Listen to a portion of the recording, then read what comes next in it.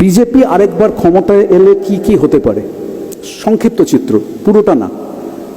1, 2025-এ আরএসএসের 100 বছর পূর্তি, ভারতকে হিন্দু রাষ্ট্র ঘোষণা।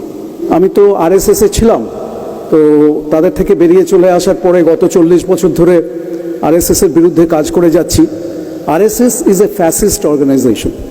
দে ওয়ার ফাউন্ডেড ইন 1925, 1925 সাল থেকে আজকে 2024 সাল পর্যন্ত তারা আস্তে আস্তে ভারতবর্ষে জাল বিছিয়েছে এবং তাদের লক্ষ্য হচ্ছে ঠিক হিটলার যেমন 1930-এর দশকে জার্মানিতে ভায়োলেন্সের সাহায্যে এবং ইহুদিদেরকে এনিমি, শত্রু চিহ্নিত করার মাধ্যমে এবং গণতন্ত্রকে কাজে লাগিয়ে যেমন তারা ক্ষমতায় এসে গণতন্ত্র চিরকালের মতন ধ্বংস করে দিয়েছিল, RSS has this purpose, this sole purpose, to take advantage of democracy in India and create a perceived enemy, that is the Muslims, and then they will destroy democracy once and for all if they come back to power.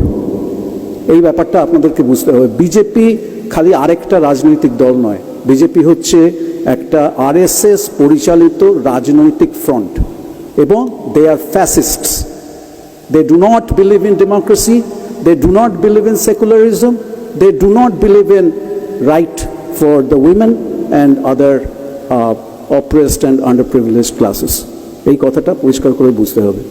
আমি আমার একটা ছোট্ট বই সম্প্রতি বেরিয়েছে, এই ভারত শেষ ধ্বংসের সন্ধিক্ষণে অভিযান বার করেছে। বিজেপি আরেকবার ক্ষমতায় এলে কি কি হতে পারে? সংক্ষিপ্ত চিত্র, পুরোটা না। 1, 2025-এ আরএসএসের 100 বছর পূর্তি, ভারতকে হিন্দু রাষ্ট্র ঘোষণা। নাম্বার 2, অর্থনীতির সম্পূর্ণ বেসরকারীকরণ। নাম্বার 3, মার্কিনী মডেলে সর্বময় কর্তৃত্বে রাষ্ট্রপতি বা প্রেসিডেন্ট চালিত সরকার। 4, ইসরায়েল মডেলে সংখ্যালঘুদের প্রান্তিক শ্রেণীতে পরিণত করা এবং তাদের কর্ম ও বসবাসের স্বাধীনতা চূড়ান্তভাবে খর্ব। 5, হিন্দিকে একমাত্র জাতীয় ভাষা ঘোষণা। 6, শিক্ষা ব্যবস্থার সম্পূর্ণ হিন্দুকরণ এবং বিজ্ঞান বিরোধী কুসংস্কার এবং অপরীক্ষিত তন্ত্রমন্ত্রকে শিক্ষার পাঠ্যক্রমে বাধ্যতামূলক অন্তর্ভুক্তি। 7, নতুন আইনে রাজনৈতিক বিরোধিতা, শ্রমিক ইউনিয়ন করার অধিকার, কৃষকদের অধিকার, বাক স্বাধীনতা এবং মিডিয়ার স্বাধীনতা সম্পূর্ণ লোপ। 8, সারা দেশে এবং বিশেষ করে সীমান্ত এলাকায় হিটলারের গেস্টাপো বাহিনীর অনুকরণে গুপ্তচর বৃত্তি ও নজরদারি বাহিনী তৈরি, যেখানে আরএসএস ও গেরুয়া শিবিরের কর্মী ও স্বেচ্ছাসেবকদের কর্মসংস্থান হবে। কেন্দ্রীয় সরকারের অগ্নিপথ প্রকল্প তারই জ্বলন্ত উদাহরণ। 9, বিচার বহির্ভূত হত্যা, গুপ্ত হত্যা এবং ড্রোন ও রোবট জাতীয় কৃত্রিম বুদ্ধিমত্তার সাহায্য নিয়ে বিরোধিতা, নিরঙ্কুশ কণ্ঠরোধ। 10, আমেরিকা এবং ইসরায়েল মডেলে প্রাইভেট বন্দিশালা নির্মাণ ও সম্প্রসারণ। দেশের বিভিন্ন স্থানে ইতিমধ্যেই কিছু প্রাইভেট ডিটেনশন ক্যাম্প তৈরি হয়েছে আমেরিকার মডেলে। উদাহরণস্বরূপ আসামে তৈরি বিশ্বের দ্বিতীয় বৃহত্তম ডিটেনশন ক্যাম্পে একসঙ্গে প্রায় 3000 বন্দীকে রাখা যাবে।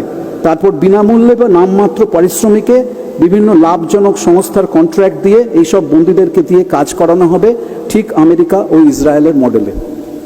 11, নারী স্বাধীনতা এবং আধুনিক বিজ্ঞানসম্মত চিন্তাভাবনার সার্বিক ধ্বংস।